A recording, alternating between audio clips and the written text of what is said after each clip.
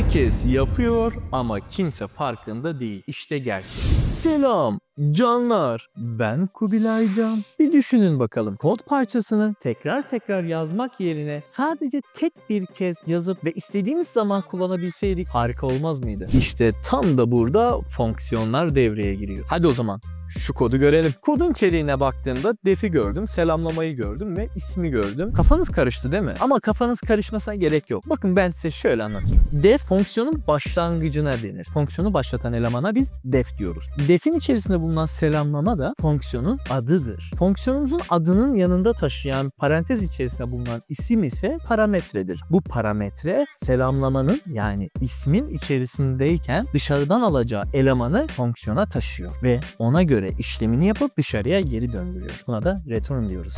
Şimdi gelelim size bu def'i nasıl düzgün bir şekilde anlayacağınıza. Def insanoğlu gibi düşünün. Selamlama bir insanoğlunun ismi. Mesela örnek benim adım Kubilay. Ahmet, Mehmet, Zeki. Aynı şekilde fonksiyonumuzda bulunan def'in de bir adı var. Ben def'i çağıracağım zaman adıyla sesleniyorum. Selamlama gel. Mesela Ahmet buraya gelir misin dediğimde Ahmet'i çağırmış oluyorum. Kodumuzda baktığımızda selamla parantez içerisinde Ahmet. Ahmet'i parametredir. Ahmet bir ödevdir. Şöyle düşünün. Ahmet buraya gelir misin? Ne oldu? Ahmet'i çağırdım. Ahmet sana yarın ödev veriyorum dediğimde Ahmet'e ödev vermiş oldum. Bu da parametre. Yani şunu düşünün. Fonksiyonu çağırdığımızda ismi çağırmış oluyor. Aşağıda görmüş olduğunuz selamla çağırdık ve Ahmet diyerek ödevini verdik ve gönderdik. Peki selamla bu parametreyi ne yapacak? Aşağıda görmüş olduğunuz print ifadesiyle formatını belirleyip merhaba isim dedi. Süslü parantez içerisine yazılan koddur. Süslü parantez içerisinde bulunan isim de yukarı tarafta bulunan selamlanın içerisindeki parametredir. Dışarıdan eleman çağır. Anlamışsınızdır diye umut ediyorum. Mesela ekranda görmüş olduğunuz bu kod aslında sürekli bir arkadaşımıza selam çakıyor. Yani bu şu demek. Sen ne kadar fonksiyonumuzu çağırırsan selamlayı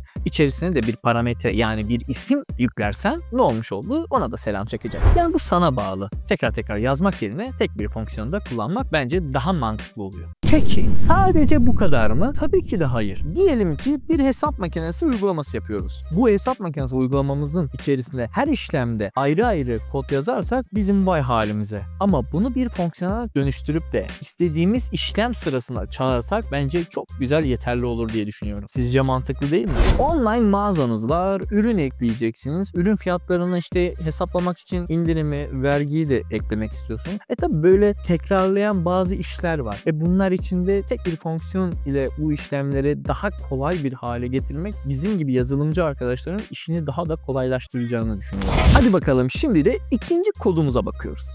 Şimdi kodumuzun içeriğine bakalım. Fiyat hesapla var, fiyat var, indirim var, net fiyat, return, içeride de hesaplama yapılıyor. Şimdi bakalım arkadaşlar aşağıda da print ifadesiyle fiyat hesaplaya yani bir fonksiyonumuzu çağırmış ve fonksiyonumuzun içerisine 100,20 yapmış. Şimdi burada virgül ifadenin yanında da ikinci bir parametremiz var. İndirim. 100 fiyatıdır, 20 de indirimdir. 250 fiyatıdır, 15 de indirimdir. Şimdi arkadaşlar net fiyat eşittir ifadesiyle yeni bir fiyat değeri alacak. Bu yukarıdan fiyatı çekti, aşağıya yazdı. Eksi dedi. Fiyat indirim ile önce çarpacak, sonra bölü 100 yapacak. Hemen arkasından çıkan sonuç ile fiyatı çıkaracak. Çıkardıktan sonra net fiyatı elde etmiş olacağız ve net fiyatın yeni değeri de işte bu çıkan sonuç ile return ifadesiyle döndürecek. Bize bunun dönüşüyle print olarak aşağı tarafa yazmış olacak. Yani arkadaşlar teker işlem yapmak yerine bu şekilde daha kolay olduğunu söyleyebilirim. Umarım anlamışsındır kardeşim. Videolarım ilgini çekiyorsa kanalıma abone olmayı, videoyu da beğenmeyi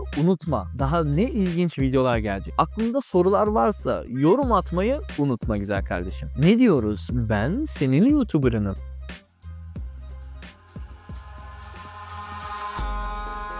In the sky, gazing far into the night, I raise my hand to the fire, but it's no use.